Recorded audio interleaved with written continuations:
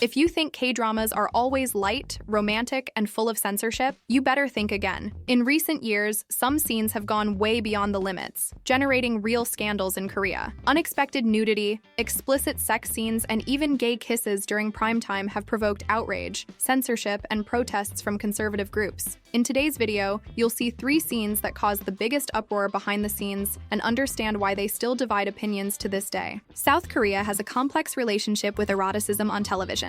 While some dramas explore romance with sensual touches, there's a very thin line between what's considered artistic and what's seen as excessive or even offensive. And it was precisely this line that The Queen Who Crowns, a recently released historical drama, seems to have crossed, generating an unexpected scandal behind the scenes and a wave of public criticism that still reverberates on social media. It all started with a specific scene, a sequence of female nudity in an episode broadcast on national television. The scene, which lasted only a few seconds, showed a character's naked body in an intimate moment, amid an atmosphere that supposedly served to represent the vulnerability of the female figure in times of oppression. But the audience didn't receive this narrative well. Internet users and critics questioned the real necessity of the exposure. The problem wasn't just the nudity itself, but the doubt about whether it was consensual behind the scenes or not. Rumors quickly began circulating that the actress responsible for the scene had been pressured to perform the filming, even though she had shown discomfort with the degree of exposure required. The production team spoke out days later, stating that everything was done with prior consent, coordinated rehearsals, and respect for the actress's limits. But the damage was already done. The Kavarite website was one of the first to cover the scandal, raising important questions. Why, even today, in an industry as controlled as K-dramas, are scenes of this type filmed without public guarantees of safety and consent? Why are contracts and behind-the-scenes matters still so opaque when it comes to nude scenes? Additionally, the Korean public, extremely sensitive to more explicit visual representations on open television, reacted with fury. More than 300 comments were left just on the initial episode posts on Naver, many accusing the production of exploitation, selling nudity as marketing, and even institutionalized harassment. Several viewers also filed formal complaints with Korea's Communications Standards Commission, demanding investigation and possible punishment. Although production continued normally after the scandal, the drama's image was tarnished. What was supposed to be a historical series with strong female protagonism came to be remembered for the nudity controversy, and not for its plot. To this day, discussion forums and articles mention the case as an example of the imbalance between aesthetics and ethics behind the scenes in the industry. In the end, what remained was the feeling that, in pursuit of impact and audience, The Queen Who Crowns ended up crossing a sensitive line and raising an essential discussion. Where does artistic freedom end, and where does responsibility to those in front of the cameras begin? It's no exaggeration to say that Love in the Big City made history on Korean television, not only for its sensitive and well-constructed plot, but for showing a scene that, despite being natural in many countries, generated a real storm of opinions in South Korea. We're talking about a kiss between 2 men. Simple? Not at all, considering the social and cultural weight this gesture carries in one of the most conservative countries in East Asia. The scene in question happens in the first episodes of the drama. 2 male characters, after an intense emotional sequence, exchange a passionate kiss.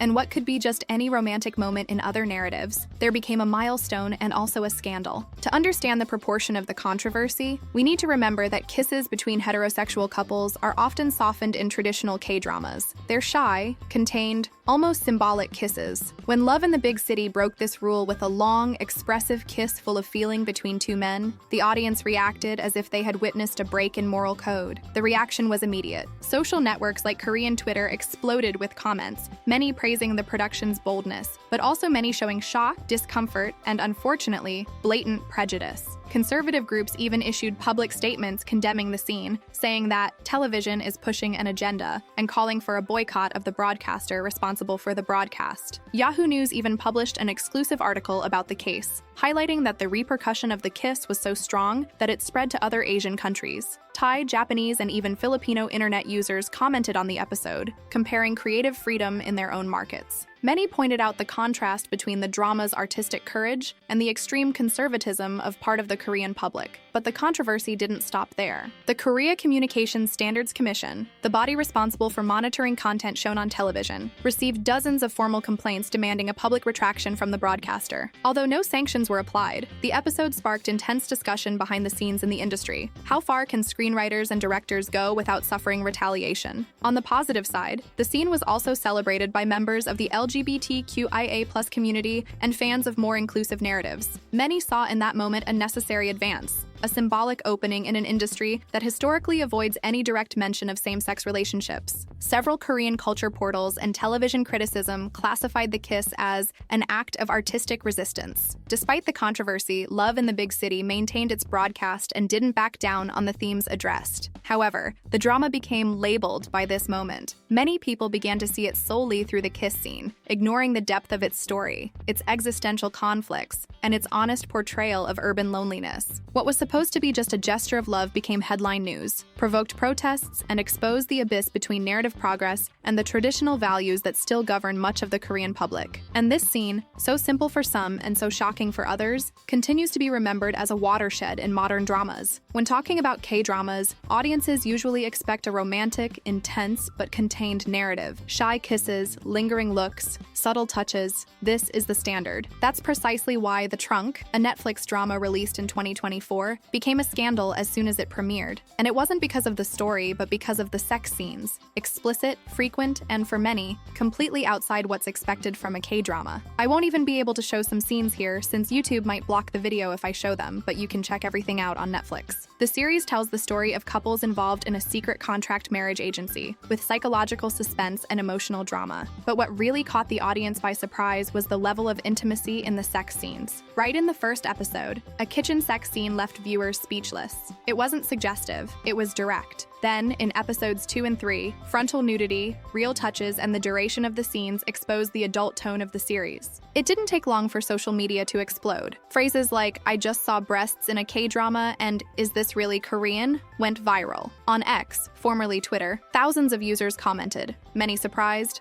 others uncomfortable. Most recognized the production's boldness, but also questioned whether there wasn't exaggeration. In forums like The Coup and DC Inside, some users even said they were watching almost an adult film with a drama cast. Faced with the repercussion, director Kim Gyu-tae had to speak out. In an interview, he explained that each scene was designed to reflect the character's emotional state and not just a shock. According to him, the kitchen scene expressed neediness, while the more intense scene reflected obsession and escape. He also said that everything was done with respect, planning, and multiple conversations between actors and direction. But this wasn't enough to contain the criticism. Actress Jung Yoon-ha, who starred in the series' most sensual scenes, revealed in an interview that the experience required immense courage. She said she talked extensively with the team to ensure she didn't feel exploited, and that everything had real narrative function. Actor Gong Yoo, another big name involved in the controversial scenes, stated that despite not being completely naked, the vulnerability he felt was real. According to him, it felt like being truly naked, such was the emotional exposure. Even with all this care, the South Korean public, known for its conservatism, reacted badly. Many canceled their Netflix subscriptions or said the series had crossed the line between art and sensationalism. Several people filed formal complaints with the Communications Standards Commission, claiming the content promoted hypersexualization and could negatively influence young people who follow K-dramas. However, outside Korea, The Trunk had a much more positive reception. International critics praised the series' courage in addressing sexuality in a more mature and realistic way, something that had long been requested by fans. Sites like Koreaboo and Soompi highlighted the series as a game changer for paving the way for a new type of Korean narrative, rawer, more human, and less idealized. But within Korea, the scar remained. Even though Netflix gained headlines and views with the buzz, many still see The Trunk as an example of when the thirst for audience speaks louder than respect for the cultural limits of the local public. And in the end, the question that hung in the air was it art? Or was it just marketing disguised as boldness? These scenes show that K-dramas are changing, but not everyone is ready for it. Between nudity, controversial kisses, and explicit sex, Korea saw shock turn into debate. Now I want to know,